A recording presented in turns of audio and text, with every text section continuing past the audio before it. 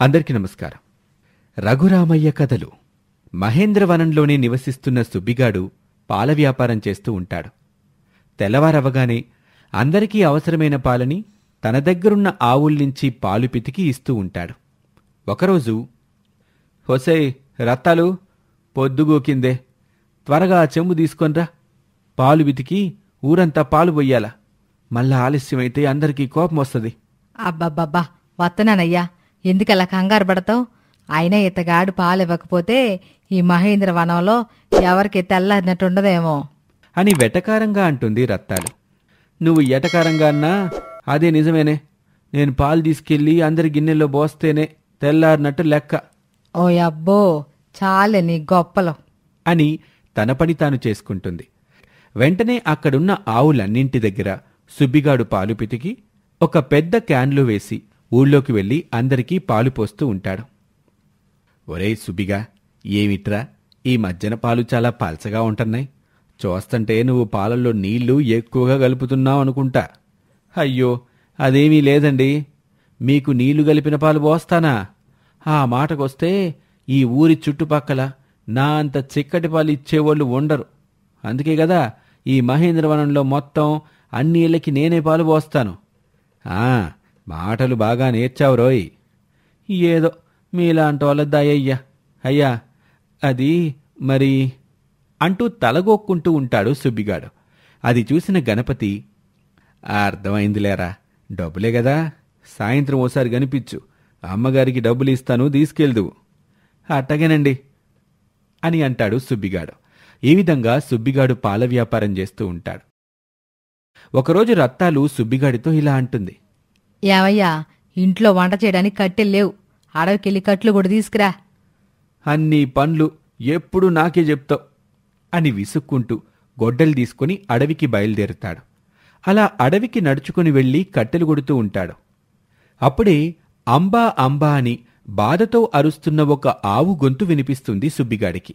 ఆ శబ్దం విని సుబ్బిగాడు ఎక్కడ్నించి ఆ శబ్దం వస్తుందా అని చుట్టుపక్కలంతా వెతుకుతూ ఉంటాడు. ఏదో ఆవు బాధతో అరుస్తున్నట్టుగా వినిపిస్తుంది. ఈ అరుపు ఎక్కడ్నించి వినిపిస్తుందో?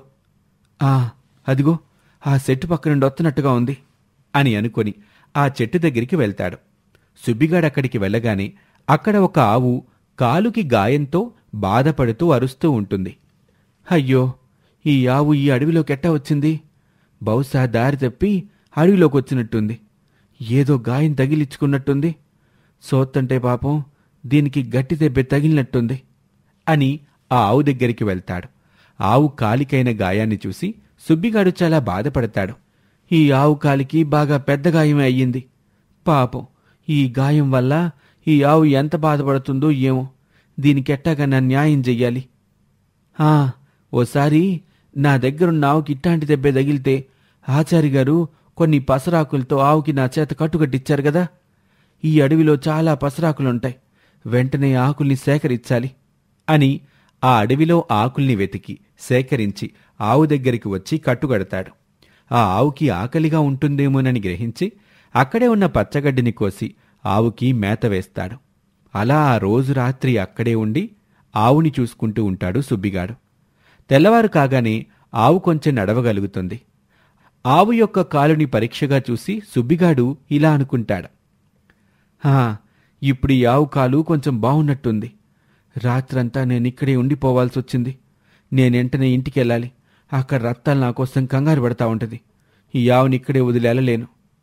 అయితే ఓ పని చేద్దాం, ఈ ఆవుని నాతోనే మా ఇంటికి తీసుకెళ్తాను అని ఆవుని మెల్లగా నడిపించి అడవిలో నుంచి తన ఇంటికి తీసుకుని వెళ్తాడు సుబ్బిగాడు. ఇంటికి చేరగానే రత్తాలు సుబ్బిగాన్ని చూసి ఇలా అంటుంది. రాత్రంతా ఎక్కడికెళ్ళిపోయావయ్యా? ఎప్పుడెప్పుడు వస్తావనని నీకోసం ఎంత ఎదురు చూశానో తెలుసా? అయినా నేను కంగారు పడతానని నీకు తెలీదా? రాత్రంతా ఇంటికి రాకుండా ఎక్కడికెళ్ళావు అంటూ సుబ్బిగాడి పక్కనే ఉన్న ఆవుని చూసి ఇలా అంటుంది. అవును, ఇంతకీ యావెవరిది?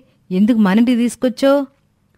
"నువ్వు మాట్లాడడం ఆపితే నేను మాట్లాడతానే. నేను నువ్వు తెమ్మన్నావని కట్టెల కోసం అడవికి వెళ్ళాను కదా. అక్కడ ఈ ఆవుకి గాయమై నొప్పితో అరుస్తా ఉంది. అది చూసి నాకు మనసొప్పక అక్కడే దానికి పసరు కట్టుగట్టి తెల్లారి దీనికి గాయం కొంచెం కుదుటపడ్డ తర్వాత మన ఇంటికి తీసుకొచ్చాను. ఇంకా దెబ్బ పూర్తిగా మానలేదు పాపం. ఏంటి, ఈ యావు నీకు అడవిలో కనిపించిందా? ఈ యావు ఎవరిదో ఏంటో, వాళ్ళొత్తే ఇచ్చేయాలి కదయ్యా. మనకెందుకు లేనిపోని తంటాలు? ఈ యావుని ఇక్కడి నుంచి పంపించేయ్యా. అది కాదే రత్తాలు, ఈ గాయం పూర్తిగా తగ్గినంత వరకైనా ఈ ఆవుని మనతోనే ఉంచుకుందాం. మన ఆవులతో పాటు ఇది కూడా ఉంటది.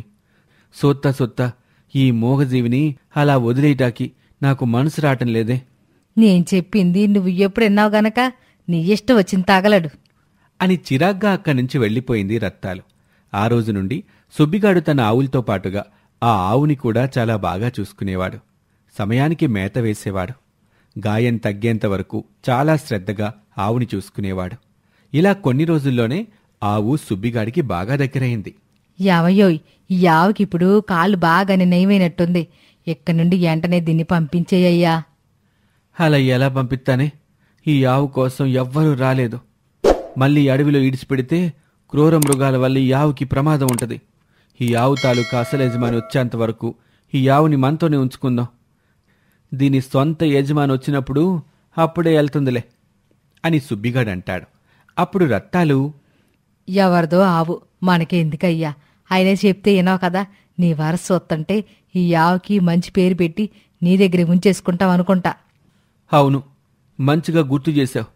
ఈ యావుకి ఓ మంచి పేరెడదాం. ఏం పేరైతే బాగుంటుందబ్బా అని తను చాలాసేపు ఆలోచించి వెంటనే ఏదో గుర్తొచ్చిన వాళ్ళ ఇలా అంటాడు. చిన్నప్పుడు మా ఇంట్లో లక్ష్మి అనే ఓ పెద్ద ఉండేది. అది కూడా అచ్చం ఈ ఆవులాగే ఉండేది. అందుకే దీని పేరు లక్ష్మి అని పెడతాను అని సుబ్బిగాడంటాడు. రత్తాలు కూడా పేరు బావుంది అని మనసులోనే అనుకుంటుంది. కొన్ని రోజుల్లోనే లక్ష్మి సుబ్బిగాడికి బాగా చేరువైపోతుంది. బాగా ఎక్కువ పాలు ఇవ్వటం వల్ల రత్తాలు కూడా లక్ష్మిని బాగా చూసుకుంటుంది. అలా ఒక 3 సంవత్సరాలు గడిచిపోతాయి. లక్ష్మికి కూడా సుబ్బిగాడంటే ప్రేమ ఏర్పడుతుంది. సుబ్బిగాడు పాలు తీస్తేనే పాలిస్తుంది లక్ష్మి. కొన్ని రోజులకి లక్ష్మికి ఒక దూడపెయ్య కూడా పుడుతుంది. ఇలా ఉండగా ఒకరోజు సుబ్బిగాడి ఇంటి దగ్గరికి రంగడు అనే వ్యక్తొస్తాడు. నా పేరు రంగడండి. మాది ఆనందపురం. కొన్నాళ్ళ ముందు నా దగ్గర ఒక ఆవు తప్పిపోయింది. అప్పట్నుండి ఆవు కోసం అవకాశం ఉన్నప్పుడల్లా ఎతుకుతూనే ఉంటున్నాను. మీ దగ్గర చాలా రోజుల్నుంచి ఎవరిదో ఆవు ఉంటుందంటగా. బహుశా అది నా ఆవే అయ్యుంటది. దాని అసలైన యజమాని నేనే. ఇన్ని రోజులు ఆవు కోసం చాలా చోట్ల ఎతికాను. చివరికి మీ దగ్గరుందని తెలిసి ఇట్టా వచ్చాను. నా ఆవుని నాకు తిరిగిచ్చేయి అని అంటాడు. అది విని సుబ్బిగాడు చాలా బాధపడతాడు. లక్ష్మి తనకి ఎక్కడ దూరమవుతుందోనని బెంగపడతాడు. లక్ష్మి తన నుంచి దూరం కాకూడదని రంగడితో, ఇంకా ఆవునైనా చూడలేదు, అప్పుడే నీ ఆవని నువ్వెట్టా నిర్ధారణకొచ్చేస్తావు? అయినా ఇన్నాళ్ళు నీ ఆవును వదిలేశావు. ఇప్పుడొచ్చి నా ఆవంట ఎట్టా కుదురుతుంది? అయినా అది నీ ఆవే అని నమ్మకమేంటి అని అడగ్గానే అప్పుడు రంగడు, నేను నా ఆవుని ఖచ్చితంగా గుర్తుపడతాను. ఒకసారి ఆవు నాకు చూపించు. లేదు, ఒకవేళ నువ్వు దాన్ని చూసి ఇది నా ఆవే అని అబద్ధమాడితే నాకు నీపై నమ్మకం లేదు. ఆవు యొక్క అసలైన యజమానివి నువ్వే అని నేనెట్టా నమ్మేది? నా ఆవు చూడ్డానికి తెల్లటి శరీరంతో నల్లటి మచ్చలు కలిగి ఉంటుంది అని అంటాడు. అది విని సుబ్బిగాడు తన మనసులో, లక్ష్మి ఎట్టా ఉంటుందో, ఇతగాడు అచ్చం అవే పోలికలు చెప్తున్నాడు. అంటే నిజంగానే లక్ష్మి ఇతందేనా? మరిన్ని సంవత్సరాలు నేను లక్ష్మిని చాలా ప్రేమగా సాకాను. ఇప్పుడు నా నుంచి లక్ష్మిని దూరం చేస్తానంటే నేను ఊరుకునేదట్టా? నేను నా లక్ష్మిని ఇతనికి ఇవ్వటానికి సిద్ధంగా లేను అని మనసులో అనుకుంటాడు. ఆవుని ఇచ్చేది లేదని ఖచ్చితంగా చెప్పేస్తాడు. రంగడు ఆవు అసలు యజమాని తనేనని, ఆవుని తనకి ఇచ్చేయమని గొడవ పెడతాడు. అదంతా విన్న రత్తాలు ఇలా అంటుంది. నేను ఆ రోజే చెప్పా, ఆవు యొక్క అసలైన యజమాని వస్తే మనం ఎట్ట ఇబ్బందులు పడతామని. అందుకే అప్పుడే నా మాటిని ఆవు దారిన ఆవును వదిలేస్తే ఈ తలనొప్పి ఉండేది కాదు కదా. ఇన్నేళ్లు ప్రేమగా చూసుకున్న ఆవుని మనం ఇవ్వలేం. అట్టాగని ఆవు అసలు యజమానికి ఆవుని ఇవ్వకపోతే ఊరుకోడు. ఈ సమస్యకి పరిష్కారం మన ఊరి పెద్ద అయిన రఘురామయ్య గారు చెప్పాల్సిందే. ఈ వెంటనే మనందరం ఆయన దగ్గరికి వెళ్దాం పదండి అని అందరూ కలిసి రఘురామయ్య దగ్గరికి వెళ్తారు. సమస్యని వివరిస్తారు. రఘురామయ్య జరిగిందంతా విని రంగడితో సుబ్బిగాడితో వేరువేరుగా మాట్లాడతాడు. ఇద్దరితో మాట్లాడిన తర్వాత వారి మాటలు విన్నాక మరుసటి రోజున సుబ్బిగాడితో లక్ష్మిని తీసుకురమ్మని చెప్తాడు. రఘురామయ్యపై ఉన్న మర్యాద వల్ల సుబ్బిగాడు కూడా తీసుకొస్తానని చెప్తాడు. ఆ మరుసటి రోజు సుబ్బిగాడు 2 ఆవుల్ని తీసుకొస్తాడు. 2 ఆవుల్ని చూసిన రంగడు, ఏంటి ఇక్కడికి 2 ఆవుల్ని తెచ్చారో? నా దగ్గర నుండి తప్పిపోయింది 1 ఆవు మాత్రమే. కంగారు పడద్దు. సుబ్బిగాడికి నీ ఆవు దొరికినట్టే కొన్ని సంవత్సరాల కిందట మరో ఆవు కూడా దొరికింది. ఆ రెండిట్లో నీది ఏ ఆవో గుర్తుపట్టు. నేను రాత్రంతా బాగా ఆలోచించాను. న్యాయంగా చెప్పాలంటే ఆవు అసలైన యజమానికే ఆవు దక్కుతుంది. ఈ రెండిట్లో నీది ఏ ఆవో గుర్తించి నువ్వు తీసుకెళ్ళిపో అని రఘురామయ్య అంటాడు. అప్పుడు రంగడు ఆ 2 ఆవుల్ని పరీక్షగా చూసి అందులో బాగా పుష్టిగా ఉన్న ఆవుని చూపించి ఇదే నా ఆవు అని చెప్తాడు. అది విన్న రఘురామయ్య, ఒరే సుబ్బిగా, ఈ 2 ఆవుల్లో ఏ ఒక్క ఆవు అతంది కాదు. ఆ మాటకొస్తే అతని ఏ ఆవు తప్పిపోలేదు. ఈ 2 ఆవులు నువ్వింటికి తీసుకెళ్ళిపోవచ్చు. ఇదెక్క న్యాయం? నా ఆవును గుర్తుపడితే నాకిప్పిస్తానన్నారు గదా. అవును, నీది ఏ ఆవో గుర్తుపడితే ఖచ్చితంగా నీకా ఆవుని ఇప్పిస్తాను అన్నాను. కాని నిజానికి ఆ 2 ఆవులు సుబ్బిగాడికి దొరికినవి గాదు. సుబ్బిగాడి దగ్గరే చిన్నప్పట్నుంచి పెరిగినవి. నిన్న నీతో మాట్లాడినప్పుడే నీపై నాకు అనుమానం కలిగింది. అసలు నువ్వు అసలైన ఆవు యజమానివా కాదా అని తెలుసుకోవటానికి సుబ్బిగాడితో 2 ఆవుల్ని తెప్పించాను. అందులో పుష్టిగా బలంగా ఉన్న ఆవుని నీదన్నావు. అసలు వీటికి ఆ లక్ష్మికి పోలికే ఉండదు. నువ్వు నీ ఆవుని ఖచ్చితంగా గుర్తుపడతావని చెప్పావు. నిజంగా నీ ఆవుని గుర్తుపట్టేవాడివే అయితే, నువ్వు నిజాయితీపరుడువైతే ఈ 2 ఆవులు నావి కాదు అని చెప్పేవాడివి. కాని నువ్వట్టా చెప్పకుండా పుష్టిగా ఉన్న ఆవునే నీ ఆవు అని అబద్ధం ఆడావు. దీన్ని బట్టే నిజం తెలిసిపోయింది.